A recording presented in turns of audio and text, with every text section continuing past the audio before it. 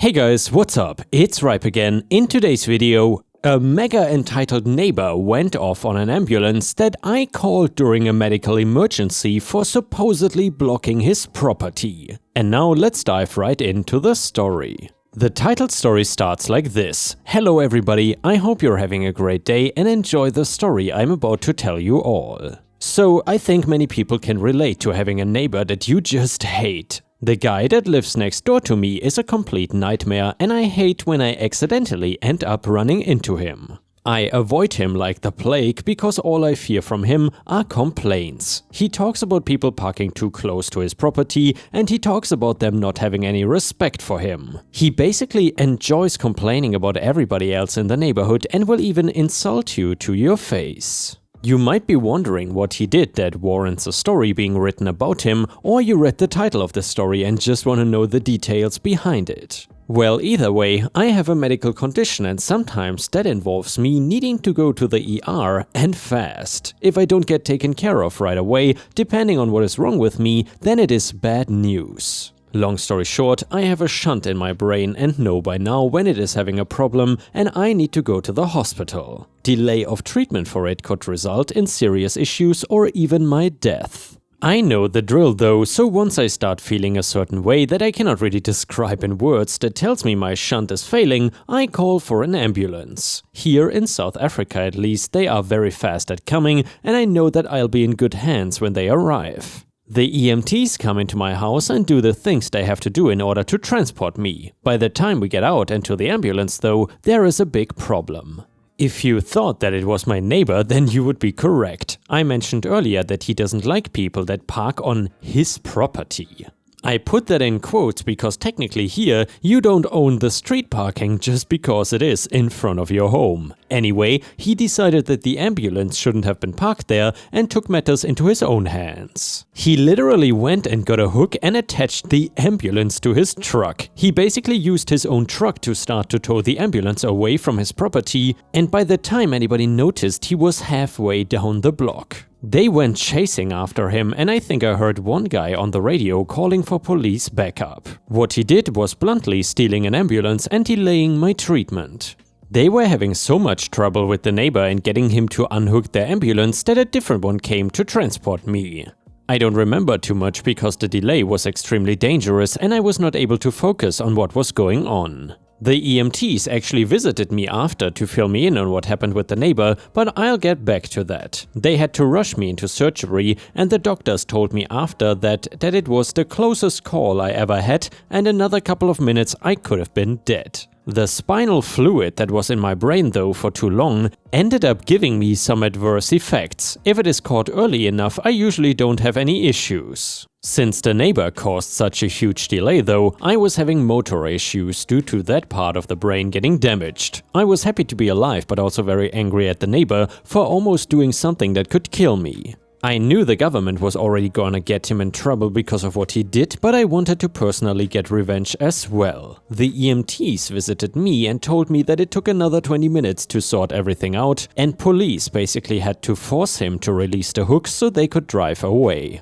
They also said that they would be a witness that my treatment was delayed due to the fact that I had to wait for a second ambulance. They were really nice guys and I appreciate that they wanted to see if I came out of surgery okay. Due to all of my hospital trips, some of the EMTs have taken me before and know my medical history. Going back to neighbor though, I decided that suing him seemed like the best course of action. I seriously could have died and I wanted to make sure that he paid for it. Not only for my benefit, but so he never does this to anybody else again. He didn't want to settle either and instead wanted to take the case to court because he thought he could win. My lawyer told me to keep quiet no matter what lies he told because any good judge would be able to see right through them. I realized that my neighbor really was an idiot once the first question of why he moved an ambulance was asked. Neighbor, we live in a gated community and that means there are certain standards we go by. You cannot have somebody come into the area and just park in front of my house. That's my property and I have a right to tow people away who are parked there illegally.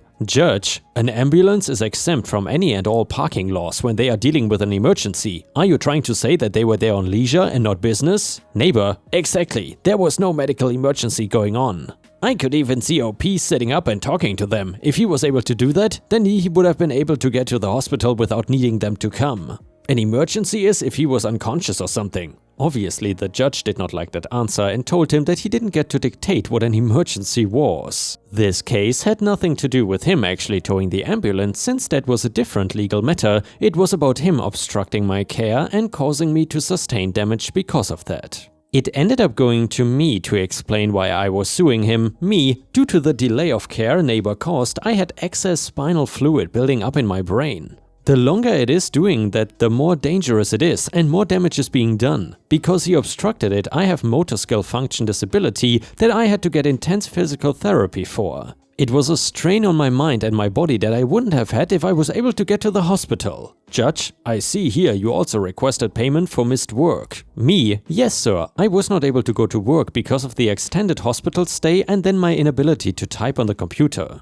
I was only able to return last week once the doctor signed off that I could go back. Between my testimony and the medical opinion of professionals, I won, and neighbor was ordered to give me a tidy sum of money.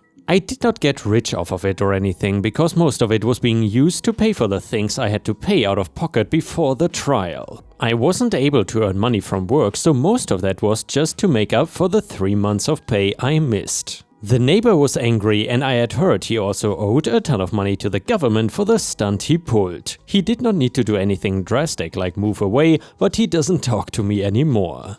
I don't know what possessed him to think that moving an ambulance during an emergency was a good idea, but I think he learned his lesson.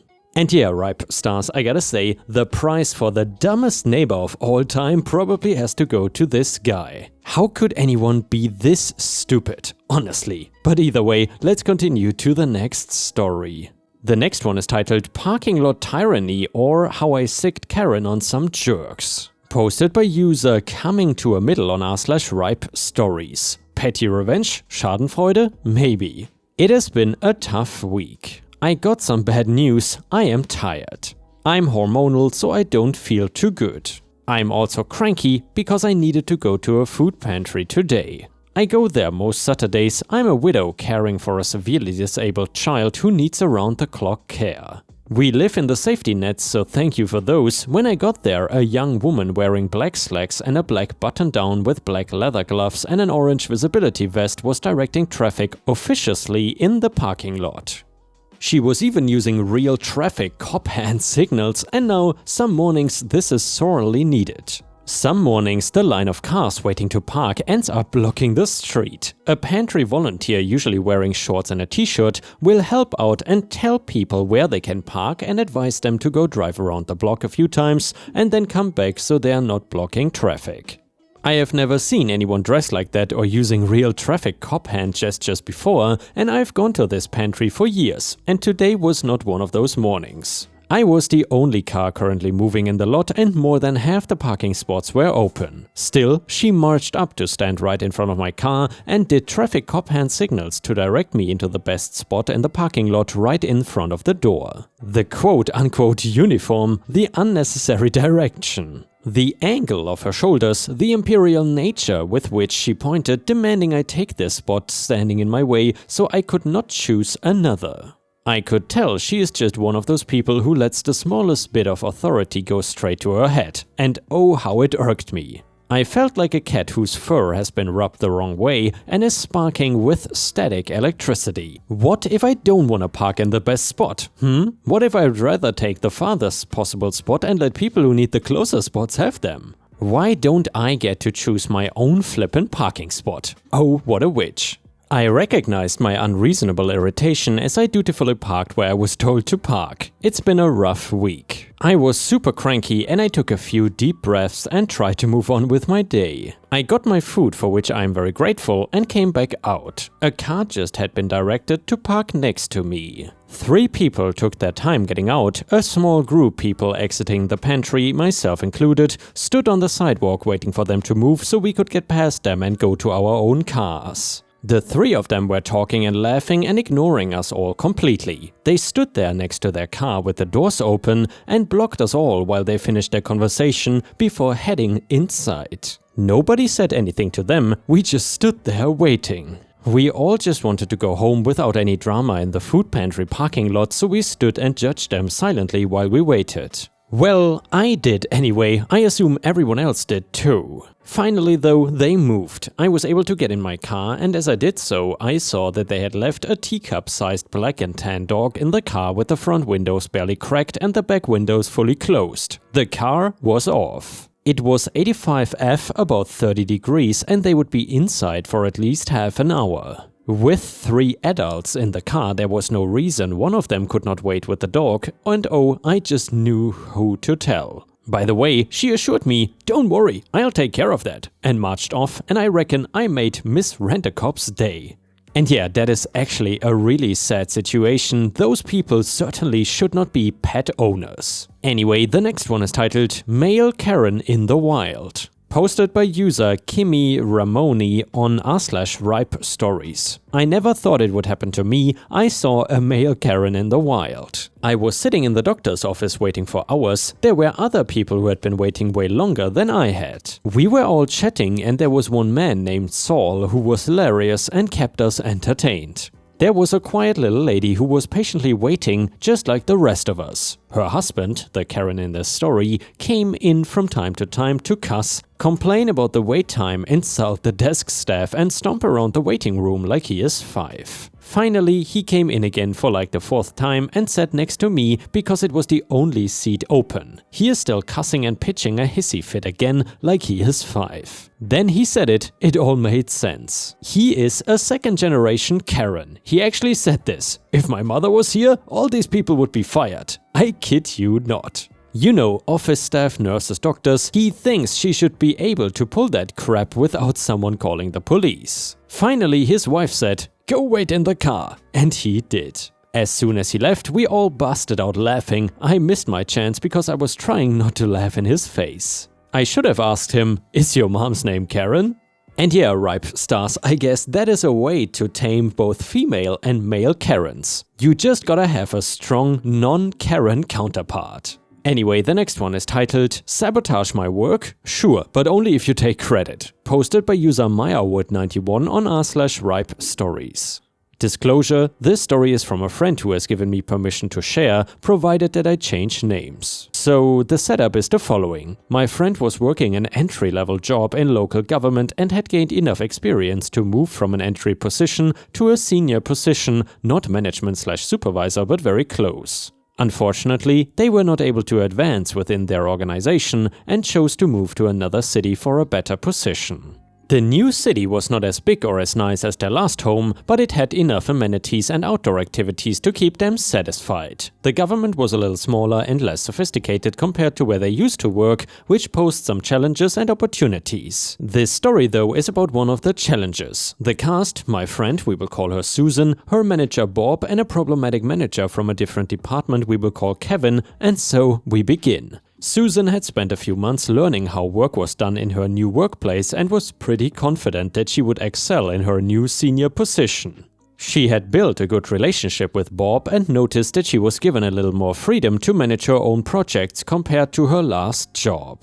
This is partially because her position was more senior than her previous entry-level job, and partially because Bob had no formal training in their field and had climbed the ranks within the government through union seniority. Bob was a little insecure about his position, having experts work under him but not being an expert himself, so Susan learned to work with his personality without offending him. Kevin was a different story. Perhaps Kevin suspected that Susan needed to be taught her place and assumed she had an ego. Coming from a big community and being highly educated and now working for a smaller township with less educated people. Perhaps Kevin was also sexist and didn't like seeing younger women in positions of power. Or perhaps Kevin was just a douchebag and had nothing better to do with his time. We will never know. Susan was managing a few projects, which required her to coordinate with managers from other departments to ensure that their interests were not being skipped over. For example, if a client wanted to take one large property and turn it into many smaller properties for housing, Susan would need to work with the township's chief engineer to ensure that the client built the roads to proper specifications and provided the township with opportunities to inspect the works at every step of construction. This meant that Susan would need to work with Kevin. Now the issue, Susan met with Kevin and brought him up to speed with the project, which was fairly minor and probably would not require much from the township. Kevin informed Susan that she must ask the client to meet a few of the township's standards, which was expected, but also demanded additional work and conditions that the township had zero authority to require. Susan, Kevin, I don't think that we can ask the client to do this work. Kevin, tough, that's the cost of doing business here. Susan, okay, well, the client is gonna ask us where we have authority to demand this. I know that my department does not have any rules or policies to require this work. Does yours? Kevin, no, but in my opinion, we should ask for it. Susan, I understand you think they should do it. How do we make them? Kevin, by telling them that it's a requirement. Susan, how is it a requirement? Kevin, because I said so. Susan, So I'm telling the client to do this because Kevin said so? Kevin, don't tell them it like that. Just tell them that you've been determined they have to do the work. Susan, I'll see what I can do. I will still need your formal response by me-mail for our records. Kevin, of course. Susan later received Kevin's email, which made no reference to the additional work and conditions they had discussed. Susan expected that this was Kevin's way of covering his ass, making her ask the client to do unreasonable things based on a conversation he could later deny. This also meant that Kevin could not punish Susan if she did not give the client his demands, because there was no paper trail of him asking for it. Susan did not ask the client to do extra work. The project was approved and everyone was happy, everyone except for Kevin. Kevin was pissed, probably because he knew that Susan could spot his BS and there was nothing he could do about it. When Kevin was angry, he did not think straight and this would be his undoing. A couple months later, Susan was working on another project that required her to work with Kevin. They had similar conversations where Kevin demanded that Susan require conditions that the township had no authority to ask for. Susan made her notes and went back to her office to complete her report. However, this time she got a call before Kevin sent his email. Kevin, so you know, I'm gonna send an email with these demands. Susan, we don't have any policy or bylaw that allow us to require that. Kevin, I'm not gonna argue. I'm just letting you know that this is what I'm gonna do.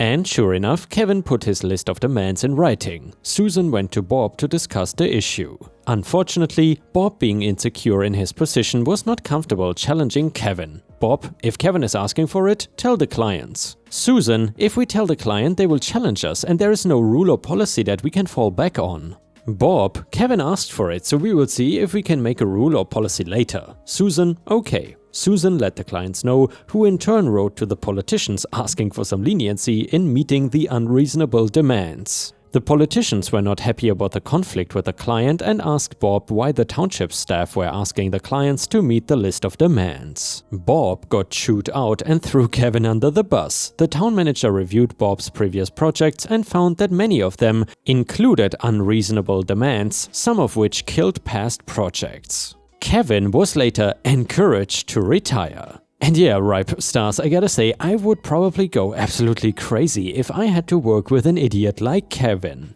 If you ever had such stupid, annoying coworkers, then please feel free to share your story in the comments. Thank you very much, and I hope to see you again tomorrow.